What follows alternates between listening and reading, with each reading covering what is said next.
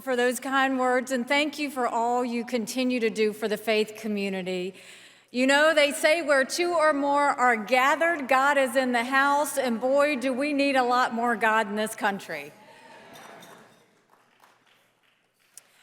It's good to be back at the Faith and Freedom Coalition. As I look out across this room, there's a level of energy and excitement I haven't seen in a long time. It's the kind of passion that comes from purpose, and we all know what that purpose is. We are here to save America.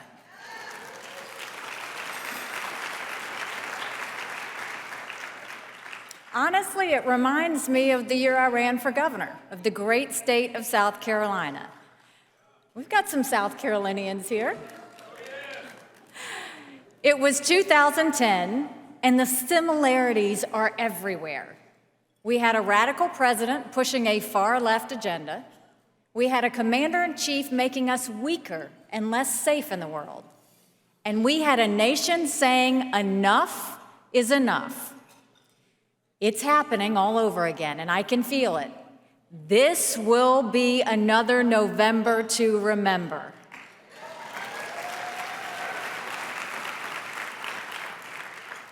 I have faith that better days are ahead, but I also know we've got a lot of work to do to get there. We have to be humble and disciplined going into these elections. We can't be arrogant, and we have to keep building the movement that's already sweeping the country. This movement is filled with parents who are fed up with schools failing our children, workers who are sick of inflation stealing our hard-earned money, and families who've had enough of the crime that's destroying our cities. And yes, this movement is filled with people of faith. We know you can't erase God from a country and expect it to prosper.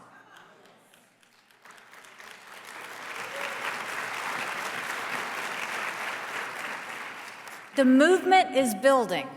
We're ready to use the power of our voice, and the radical left knows exactly what's coming. This November, we'll fight to win all 36 governor's races and bring more strong leadership that's Republican to our states. We'll take back the House and the Senate and send Nancy Pelosi into retirement.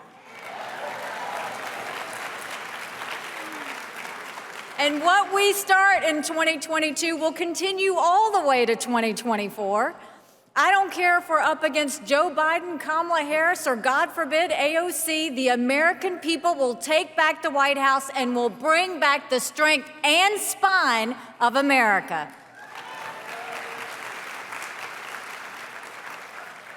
But remember this, winning in November is only half the battle. The second more important half comes after. We have to prove we deserve to be there. We can't just win the majority and say no to Biden. We have to put forth real solutions to our country's problems, and we have to restore the people's belief that America is worth fighting for. It doesn't matter who gets elected if our fellow citizens no longer believe in the land of the free. It doesn't matter who wins at the ballot box if people think America itself should lose. That's exactly where our country is headed. Our national self-belief is giving way to self-loathing. This is the greatest crisis we face today. Nothing matters more than restoring our national confidence and pride. We have to remind the haters who we are, what we stand for, and why this country matters. America is the greatest force for good in human history, and we should never be ashamed to say that.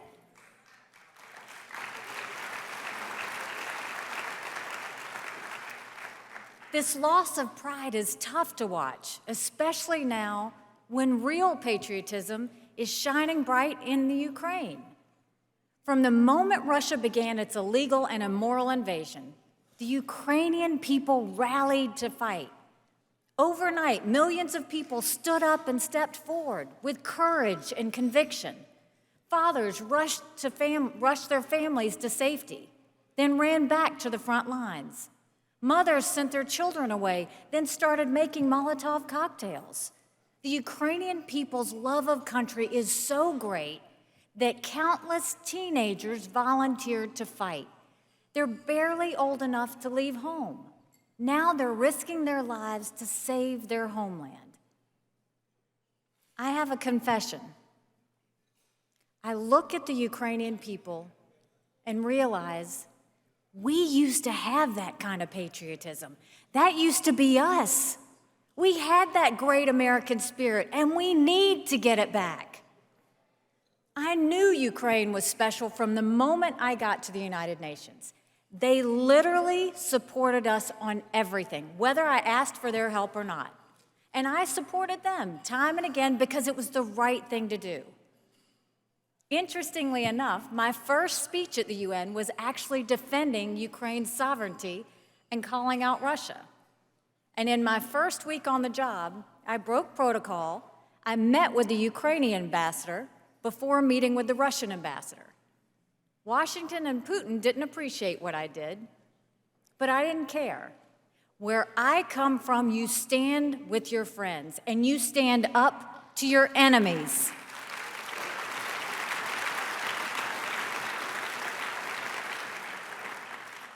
The war in Ukraine should have us all thinking, would we fight that hard to save America? The answer is obvious in this room. You're all true patriots. But I'm not so sure about a lot of others.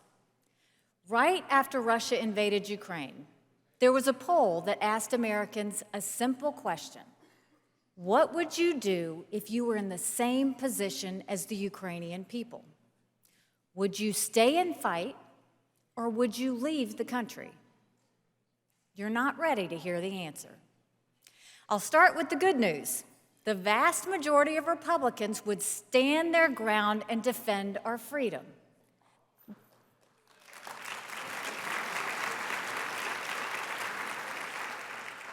The same is true for most independents.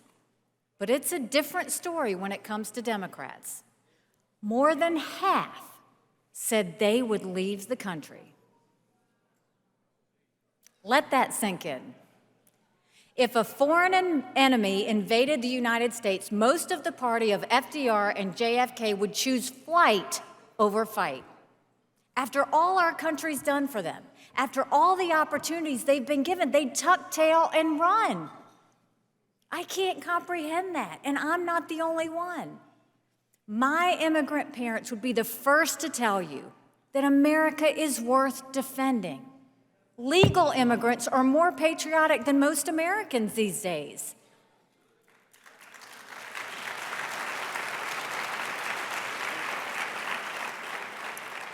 That's why my brother put on the uniform of the United States in Desert Storm, as did my husband who served in Afghanistan. Both did it without hesitation.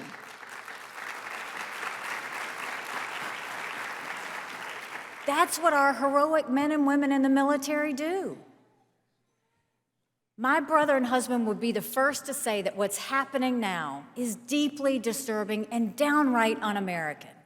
We have to stop the American hate before it's too late. Every day at the UN, I faced people who said our country is evil. Proving them wrong was the best part of my job. They found out quick that I wear heels. Not as a fashion statement, I wear them for kicking.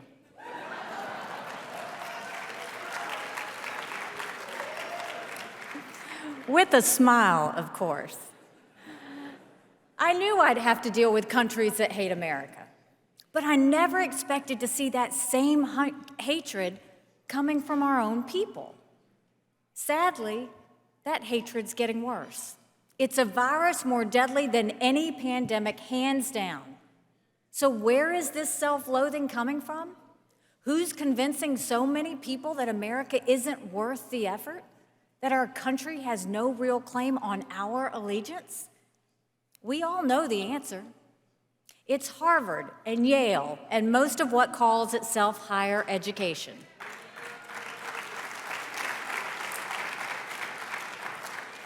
Yesterday's communists became today's college professors. They've taught an entire generation of students that America is evil. Now that lie has gone mainstream. Anger toward America is no longer just the party line in the college classroom. It's now the gospel in the K through 12 classroom, the corporate boardroom, the media green room, and the back rooms of government. These days, if you want to be part of elite society, you have to bow your head, confess your sins, and beg forgiveness for yourself and your country.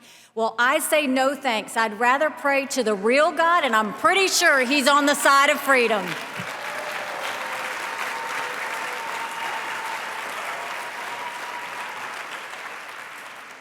I have no patience for people who hate America. They say living in the land of the free is a curse, not a blessing, but that's completely false. I was reminded of that fact every day at the UN.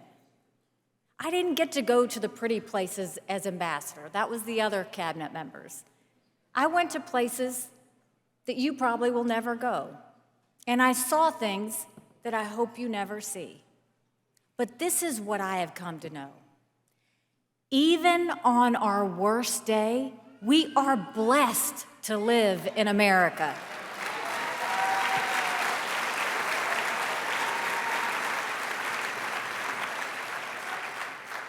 These radicals say our founding principles are tools of oppression. That's false too. Life, liberty, and the pursuit of happiness have lifted most of humanity from poverty to prosperity and from tyranny to democracy. And of course the left says we're no better than any other country. In fact, they say America is worse. Really? My husband, Michael, a combat veteran who served in Afghanistan, always says every American should have to visit that country for a day. He said they'd see that our homeless live in luxury compared to Afghans. For anyone who thinks that America is worse than other countries, I have a simple question. If the grass is greener anywhere else, why are you still here?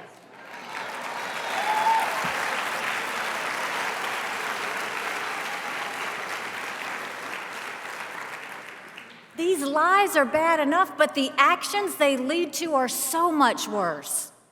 Think about it. When someone tells you that America is evil, you can't expect them to just sit there. That's not how people work. They're going to get angry, they're going to take their anger out on the rest of us, and they won't rest until America is destroyed. The proof is all around us. Look at the riots that swept our cities and burned down small businesses with the full support of mainstream media. Look at the college students who shout down speakers and big tech censoring anyone to the right of Bernie Sanders. And look at all the protests and threats of violence against Supreme Court justices in just the past month. The left wants to keep abortion on demand, but we know that every life is worth protecting and the right to life will be restored.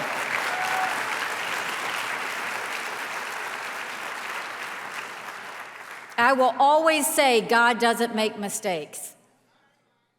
Most of all, look at the Democratic Party and how far it's fallen. Every day for the past year and a half, Joe Biden, Nancy Pelosi, and Chuck Schumer have desperately tried to throw out principles at America's core. The Democratic Party prefers welfare over work and a handout over a hand up. They've swapped capitalism for socialism and individual freedom for government control. And we've now come to a place where the president and the vice president of the United States accuse their own country of systemic racism. They've turned their backs on a colorblind society. They want a nation where skin color and identity politics are the only things that count. Well, I'm a brown girl that grew up in a black and white world, and I will fight that every day of the week.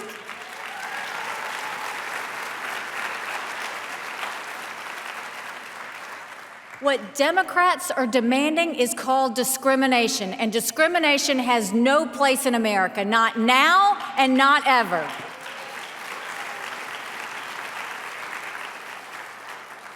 The left wants nothing less than a revolution.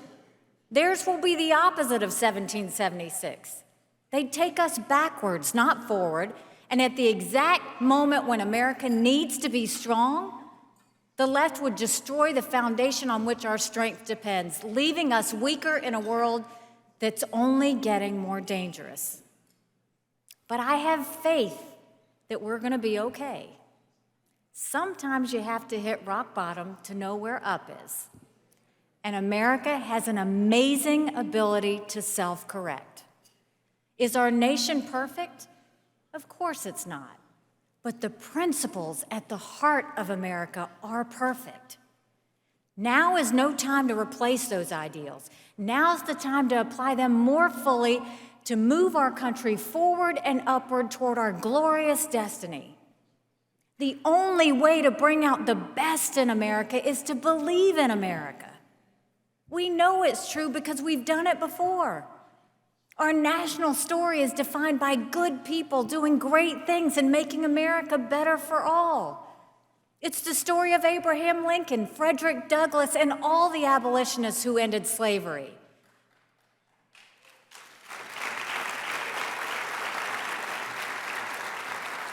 It's the story of Elizabeth Cady Stanton, Susan B. Anthony, and the suffragettes who made women's rights a reality. It's the story of Martin Luther King Jr., who told us his dream and saw it become real in the end to end segregation and the victory of civil rights.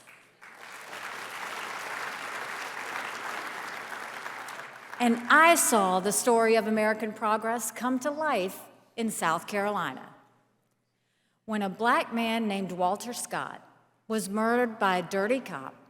We didn't riot or burn down cities. We brought accountability to our streets and passed the first body camera bill in the country, protecting our citizens and having the backs of our good officers.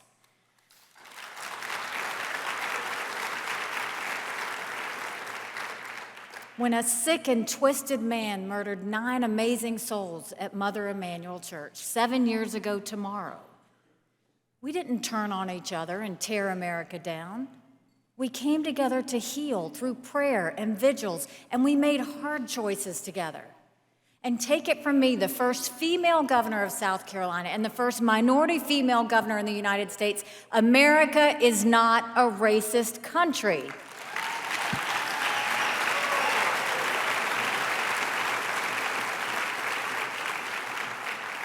It's time to end this terrible self-loathing. It's time to renew our self-belief and national pride. That starts this November when we win back Congress and governors' races from coast to coast. We need to elect leaders at every level of government who believe in America and will fight for America. And we have to renew our people's sense of patriotism. That starts by fixing education from top to bottom.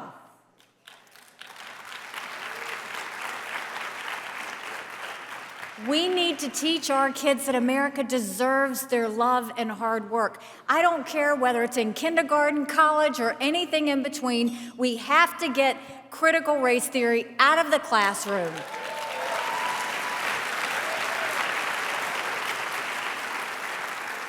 We have to stop this gender pronoun nonsense, and we shouldn't.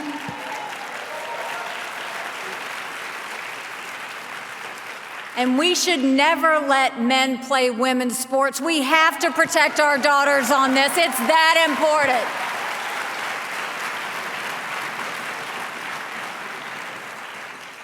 But it's not just what our children learn. Where they go to school is equally important. Even before the pandemic, it was painfully clear that education was failing our children. Pre-COVID, 65% of fourth graders in our country weren't proficient in reading. 66% of eighth graders weren't proficient in reading or math. Now add 2 years of masks and school closures, and our kids are in a world of hurt. Think about a child like where I was born and raised, rural South Carolina. Both of their parents had to work. And now you're putting him in front of a screen he's never used before, using a hotspot on a school bus down the street. Now think that he's in 3rd grade. What's he learning? Fractions, reading, English? Do you think the teachers' unions are going to tell his parents to hold him back? They're not. The COVID generation is at risk of becoming a lost generation. It breaks my heart, and it adds even more urgency to our work. We have to get back to the basics of education and workforce training, and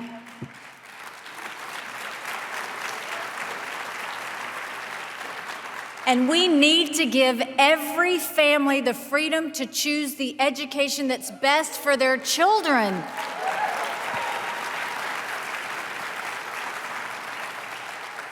Parents will always know better than government what their children need. This is personal for me.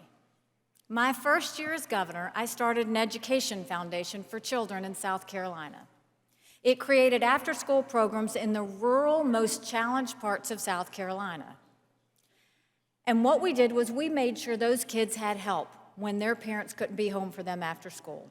They helped with homework, they helped with tests, and when I would ask those kids if they liked those after-school programs, they would always say, "I'm not scared to go to school anymore." But one of my supporters asked me, "Why do you do this? You know those people will never vote for you." And I told him, because I used to be one of those kids. If we don't focus on lifting up everyone, we will never be a better party, and we will never be a better country.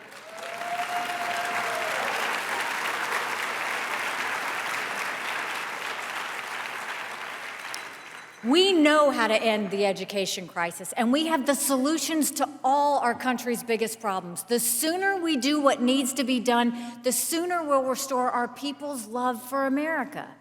We'll stand up to big business and big government. Tech elites and Wall Street bosses have no right telling the rest of us what to say, how to live, and how to vote. CEOs should stick to business and stay out of ours.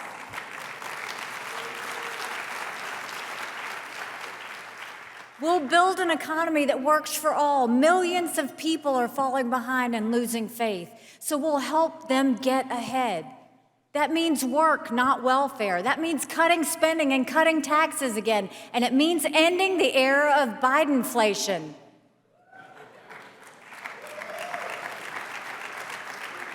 Did you know that families are spending over $6,000 more than they were last year for the same things?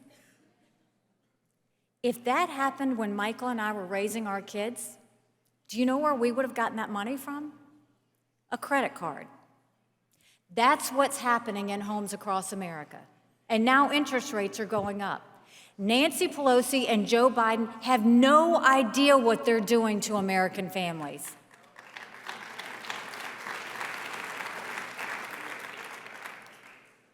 Our focus should also be to end the crime wave that's sweeping our cities. It's hard to be proud of our country when children are being gunned down and drugs are streaming into the country. Now more than ever, we have to back the blue.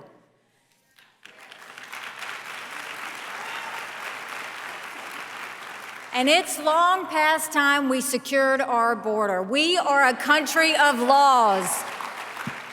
The second you stop being a country of laws, you give up everything our country was founded on. Securing the border is about saving America. Finally, we'll protect the elections at the heart of our democracy. People won't believe in America if they don't believe the ballot box is secure. Every citizen should be confident their vote is counted and their voice is heard. We need election integrity, and we need it now.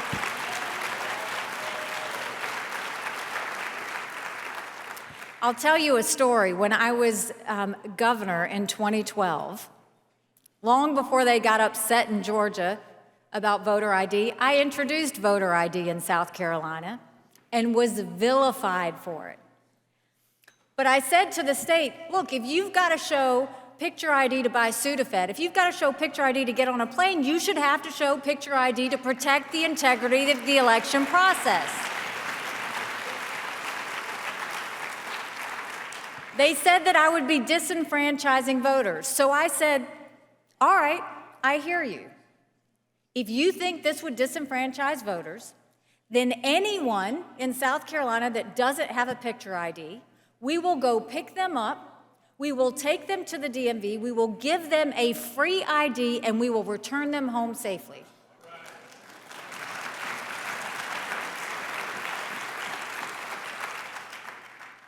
Out of 5 million people in South Carolina, you know how many people ask for a ride? 25. 25.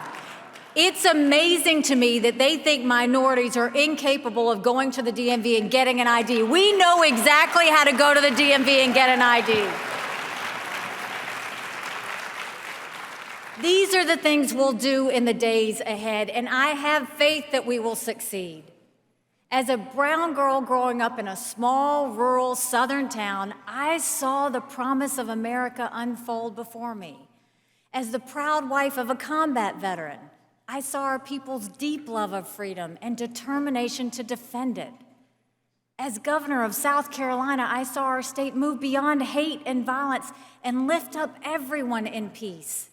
And as ambassador, I saw that America is still the standard where we lead, the world follows. When we speak, the world listens. What we are, the world wants.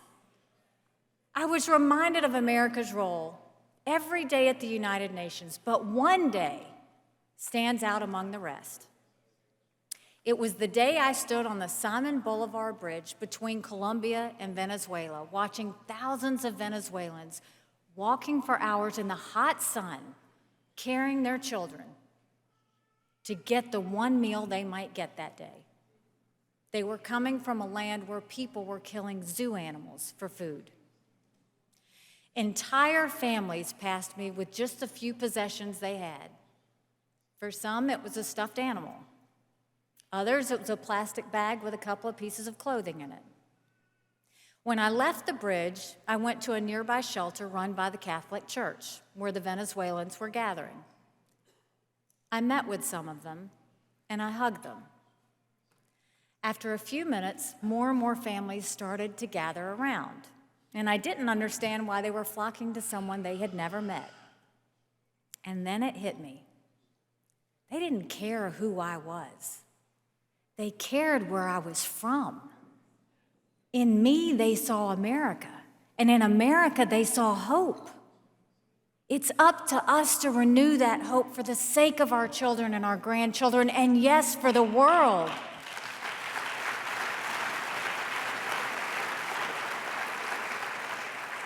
It's up to us to deliver a new birth of patriotism.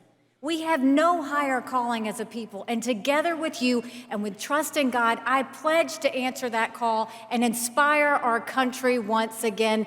Thank you, God bless you, and God bless America.